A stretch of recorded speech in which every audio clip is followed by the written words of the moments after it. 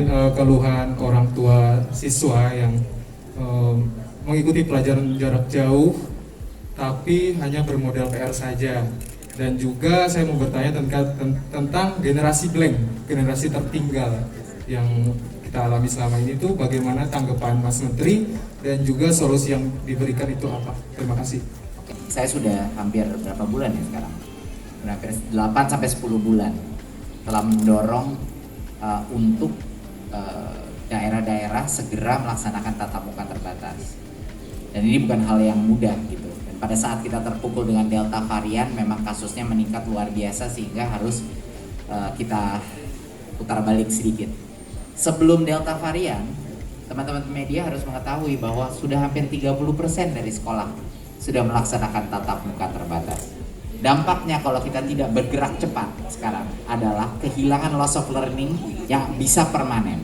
Kedua, kesehatan mental dan psikis yang juga bisa permanen di anak-anak kita.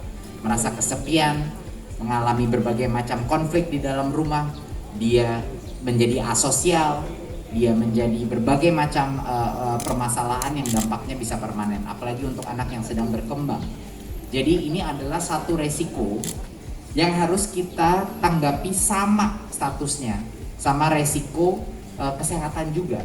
Jadi nggak banyak orang melihat resiko generasi berikut ini seperti apa. Itu yang harus kami perjuangkan di Kemendikbudristek. Hak-hak anak-anak kita untuk melanjutkan sekolahnya yang sudah jelas tidak optimal melalui PJJ. Ya, jadi itu memang kenapa kita sangat mendukung Pemda-Pemda yang sudah sekarang di level 1 sampai 3 seperti Mas Gibran yang mendorong adanya proses tatap muka terbatas tapi dengan protokol kesehatan yang dikelola dengan baik seperti yang saya lihat di Kota Solo ini. Mengenai resiko klaster, dari yang 30% kemarin itu yang sudah buka, sangat minim yang melaporkan klaster. Tentunya kita tidak punya semua datanya, tapi yang melaporkan klaster itu sangat minim dari data kita. Dan seperti yang kita ketahui sekarang, angka-angka COVID per kabupaten banyak sekali mengalami penurunan, terutama di Jawa dan Bali yang sedang berapa jumlah daerah yang tadinya level 4 sekarang turun ke level 3. Jadi itulah ya, data terbaik adalah data total, itu yang terpenting dari seluruh daerah. Itu adalah standar-standar WHO pun yang menjadi standar kapan kita boleh membuka mobilitas lagi. Sektor pendidikan itu adalah sektor paling esensial kalau menurut saya ya.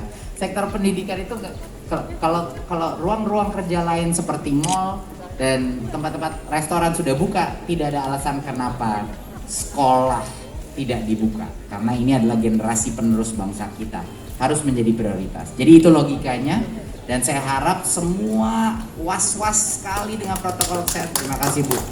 Semua harus was-was sekali dengan protokol kesehatan karena itulah yang akan memenangkan hak untuk terus PTM.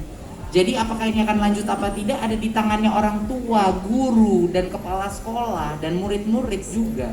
Kalau Anda tidak protokol, kalau nggak pakai masker ya bakal jadi klaster lagi. Jadi itu tolong kalau Anda ingin melanjutkan PTM terbatas dan malah lebih normal lagi ke depannya, jaga protokol kesehatan dan orang tua harus menjadi monitoring fungsi monitoring di setiap sekolah. Itu sangat penting perannya orang tua dan komunitas sekolah.